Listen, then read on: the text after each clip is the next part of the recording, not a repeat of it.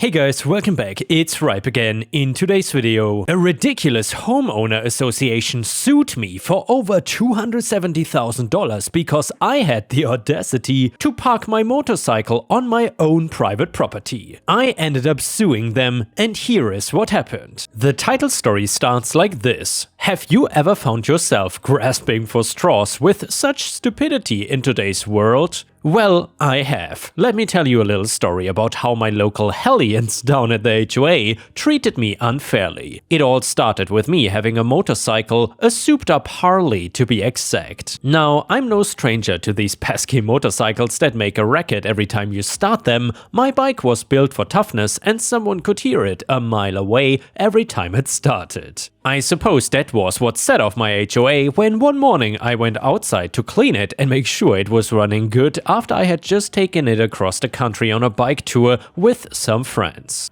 My fiancé was inside the house making dinner when I started the motorcycle. Everything was quiet and calm here on the Western Front. Where we lived was a nice peaceful neighborhood full of happy families and young couples trying to get started and live a simple life outside of LA. So I go and start my bike and rev the engine a little bit, hoping it would do a little kickback. The more the better. I start revving it some more and smoke starts coming out of it. Good. That's what you want to see with a new Harley. It shows that the engine is working well and the exhaust is up to par. So far so good. The problem was that at the time I did not know that my HOA took a keen interest in my loud bike. On top of that, it turns out that motorcycles, according to them, were prohibited on the premises of the HOA. As I was revving my engine more, my fiancée Darla came out and asked if I wanted a beer. "You got time for that damn thing, but no time for me." I could see the frustration in her eyes. I knew that she loved my hobbies just as much as me though.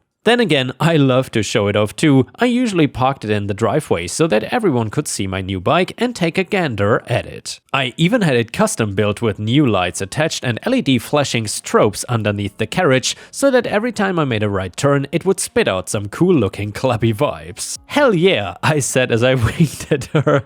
It was my time to shine. This was my bike, my second love. Or maybe his first, that's how it goes for some motorcycle riders. Anyway, so naturally when someone tries to come and take that away from me, I sure am gonna raise a little hell. I was out there cleaning my bike when I see a couple of cars pulling up to my driveway. I'm thinking to myself, was my bike too loud for them? Sure enough, two bozos get out of their SUVs wearing khaki pants and polos. Oh no, here we go. It turns out that they were from the HOA. They take their shades off and start grumbling. One of them even covered their ears. I was suspecting that maybe my bike was too noisy, but F them, this is America for crying out loud. I can crank up the music and rev my engine as loud as I want. But these cronies come knocking, wanting some action. And damn guys, this dude is living the American dream. Anyway, let me tell you, they got what was coming. If there's any lesson to be learned, know this much, that most people will stop at nothing to take away your dream and livelihood for the almighty dollar. But today I was not having it. Nope. When these cronies showed up on my doorstep, they both looked at me in disgust and started rambling off some crazy crap about this and that, and how I was not able to park my bike in my own driveway, for crying out loud. Then they tell me that if I don't dispose of my bike or park it off the premises, I would be fined. And it turns out they did fine me a lot of money. When I got the letter, Darla looked at me in disgust too. "Dean, where are we gonna get the money for this?" She hammered at me. "I'm gonna find a way," I yelled back. When these two HOA freaks were staring at me, eyeing me up like a creep in a playground, I started to get queasy. That feeling has never left me to this day. In fact, what I'm about to tell you may shock you. It gets worse. The next day I get a phone call from one of the cronies. His name was Justin. He was the one in charge of this whole damn scheme to begin with. It turns out that they forged documents saying that, per usual policy, no one is allowed to have a motorcycle on HOA premises. And wow, Ripe stars, I would say that's clearly a human rights violation. No motorcycles allowed? That clearly goes too far for me. Anyway, well damn, last time I checked this was my property, not some scummy HOA property. So I went down to the HOA office to see if I could talk to a higher up, and guess who the higher up was? The other crony who got out of the SUV. His name was Vic. I talked to them both and had a favorable disagreement. After going non-stop for 2 hours in their rinky-dink office that smelled like cat litter, they threatened to sue me. It only gets worse from here. After returning home, I talked with Darla. It looks like the HOA might sue us for the motorcycle in the driveway. Can you believe that BS? She looked at me in disbelief and started crying. I told you to get rid of that thing a long time ago. That's not right that they're doing that. Shouldn't we do something? Maybe go to the police? I looked at her startled and ashamed. No, I have a lawyer friend. Remember Nate? She looked at me again, and this time with admiration and hope. You're not talking about that gun-toting redneck, are you? I sighed. Yep. And I'm sure he can get the job done if you know what I mean. The next day I call Nate and hear a knock on the door. It's Vic and Justin again, this time with a heavy file folder of a bunch of paperwork. They served me the damn papers. I tossed the folder on the ground and started screaming, "Get off my property and stop harassing me about my bike. It just sits there, it does no harm to you. Lay off." I slam the door on their face and they leave. The next day, more phone calls. And the next month, even more. Months go by and my mailbox is filled with letters and court documents, and on top of it all, I got sued by them. It sucked, and that's when Nate and I stepped up our game to pull off one of the great American heists known to mankind, a la sledgehammer style, minus the guns. These cronies were going down. Nate and I appeared in court and countersued them. When they claimed my bike was making too much noise and that I didn't read the fine print on the HOA policies, Nate pulled back the curtain on some long-forgotten hidden agendas that these cronies were pushing for. It turns out they had done numerous suits in court to previous owners,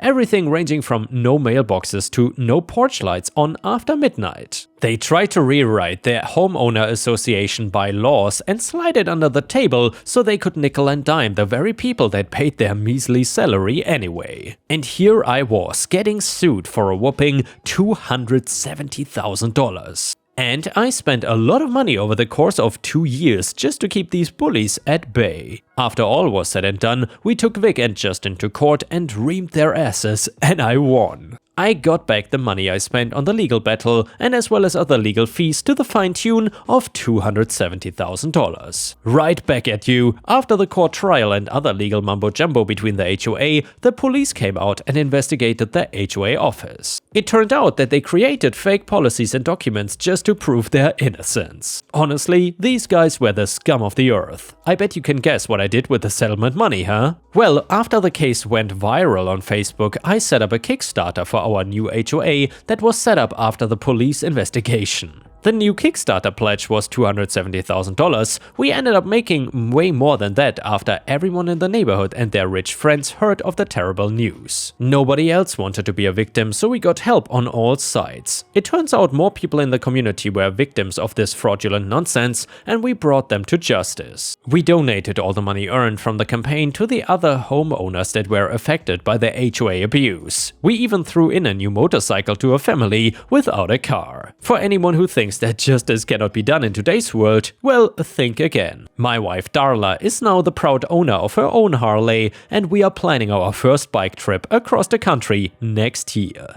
And by the way, if anybody ever tries to F with us again, I guarantee you that they will be left in the dust with their undies tied over their head. And yeah, Ripe Stars, I'm so happy that this story turned out positive for OP.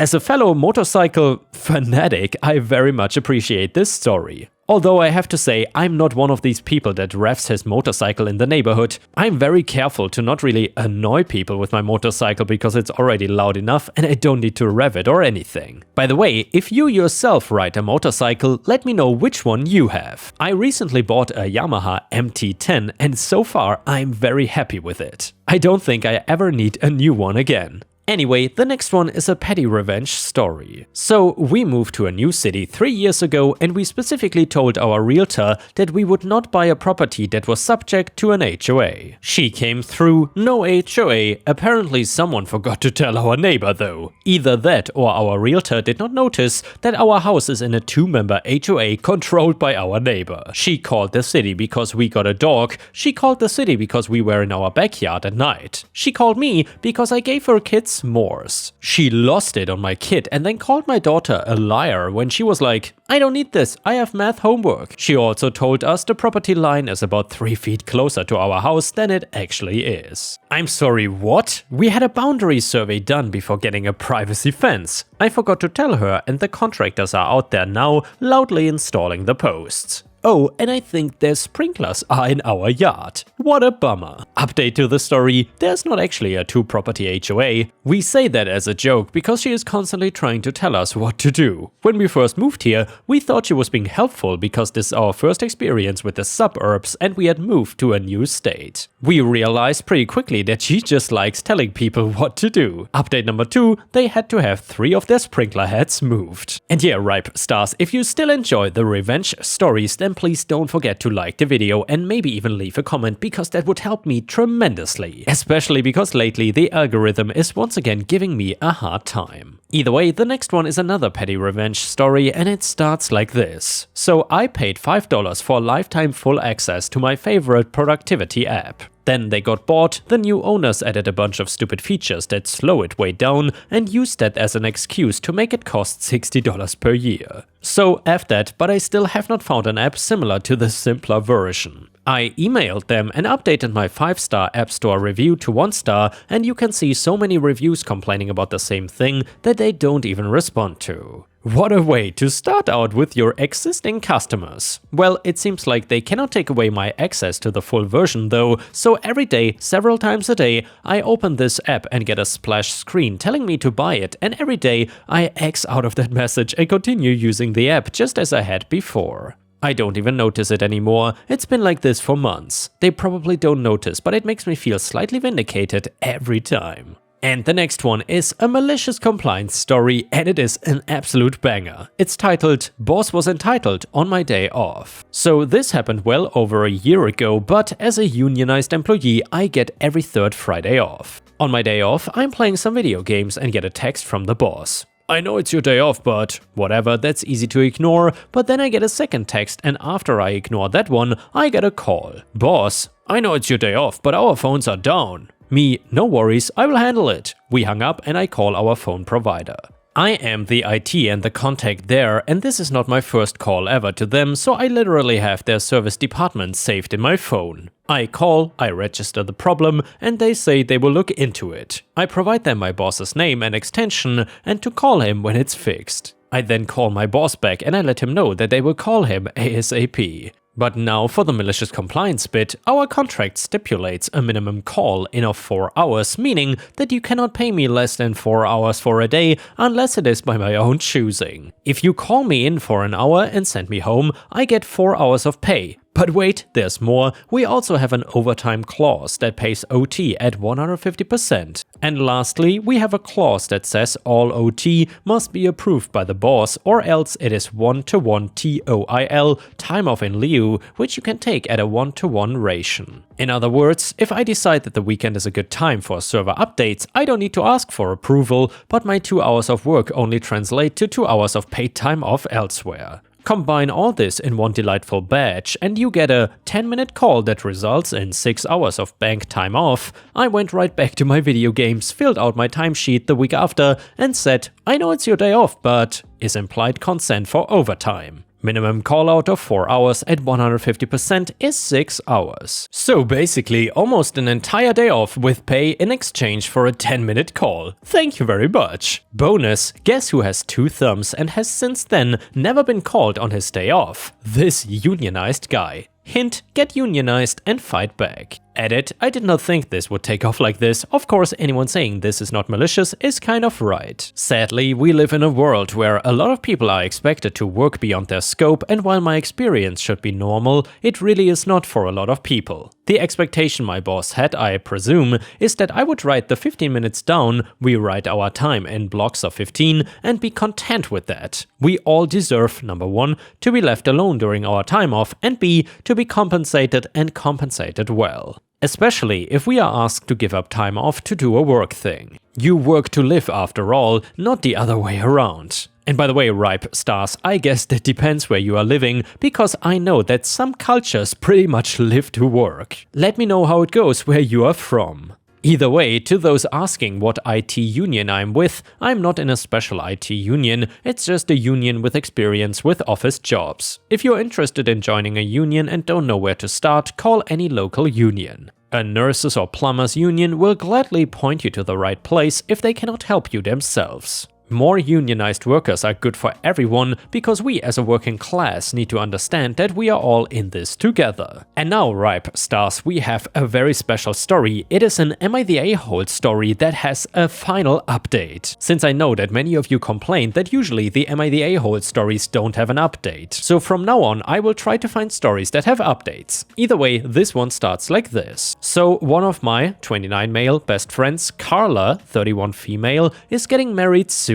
It's only meant to be a small backyard type of wedding, but they've been planning it for a few months now, and originally it was supposed to be on my property. They wanted it because it's private and has lots of open space for the reception, a nice view, and the house could be used for them to get ready and stuff. Of course I said yes. She and her fiancé Rick were very happy. The thing is, Carla and I do have a history. We went out on and off in college but decided to stay friends. Then I met my wife, we got married, Carla met Rick, and now here they are. Now, my wife knows that I went out with Carla back in college and she did not really care. Carla still went to our wedding and everything. I never knew if Rick was told or not. It's not my relationship, therefore not my business to say anything, so I simply never did. Rick though found out recently and not in the best way. Not sure how, but from what I heard from friends is that one mutual friend told him, no idea why, that we used to date. Not only that, but apparently Carla said a couple of years ago she was still in love with me when she was already dating Rick. Don't have actual confirmation if that's exactly what he was told. All Carla's told me is that Rick was told about our past and he is angry at her for never saying anything. It became quite a drama and I didn't hear from her for over a month until now. She told me that they are going to couples counseling and that the wedding is still on. However, Rick requested that I not attend. It sucks, but I totally get why he would not be comfortable, so then I asked the obvious question, where are they gonna hold the wedding then? To my surprise, she said they still want it at our place. Rick said so too, and in my mind I'm going, he doesn't want the guy who dated his fiancée years ago at the wedding, but he still wants the wedding at his house. My wife and I are expected to just not be at our home that weekend, and then I told Carla no. They are going to have to find someplace else since we are not going to simply leave our home to them for the weekend. Not only for safety reasons, but it just does not make sense. Rick does not want me around because he is not comfortable, but is comfortable enough to have their wedding at my house. They really want their wedding here though, and because of that I've been bugged by not only her, but also Rick and some friends who think that I'm being a petty a-hole for not letting them have the wedding here anymore.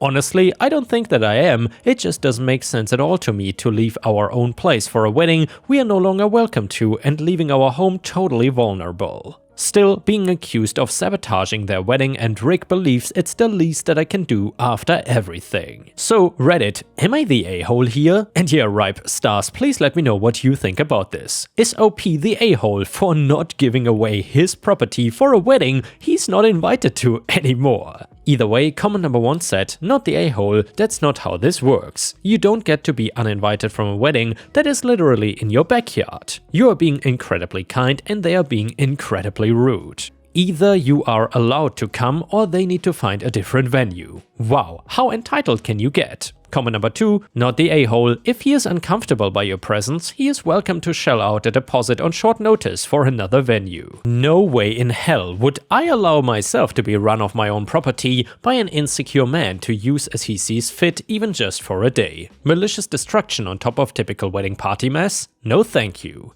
And yeah guys, thankfully we have an update from OP here. It reads like this. So some stuff has happened recently and many of you have wanted an update on this. Appreciate the reassurance and understanding my decision when seems that many in this situation didn't. So basically I remained firm in my decision about not letting them use my property for their wedding. Even if they changed their mind about inviting us, which honestly I don't care about anymore. Rick's family, thanks to him, got a hold of my cell, so that was more people I had to deal with. I put my foot down with Rick a few days ago and told him directly that I will go to the police and press charges for harassment. I have all the texts and calls documented, also had a very long talk with Carla about everything going on. She apologized for it all and she knows it's her own fault. Well, she decided to be the one to call things off in the end. Some of my friends still seem to think it's my fault and I'm taking some distance from them for a while. And also from Carla after getting some confirmation on a few things that I needed to know. The whole thing is a mess. I'm only glad in the end that I didn't give in to their demands and the constant bugging has stopped.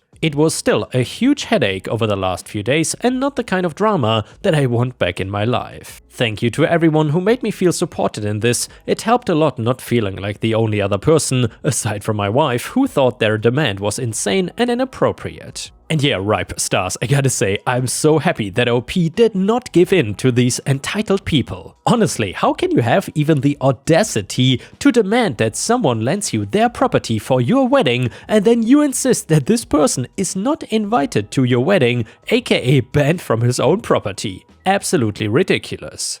And with this, we have reached the end of the video. However, if you cannot get enough of my content, please check out my endless playlist, where you can find thousands of hours of content. In addition, please don't forget to subscribe to my channel to not miss any of my daily uploads. Thank you so much in advance, and I hope to see you again tomorrow.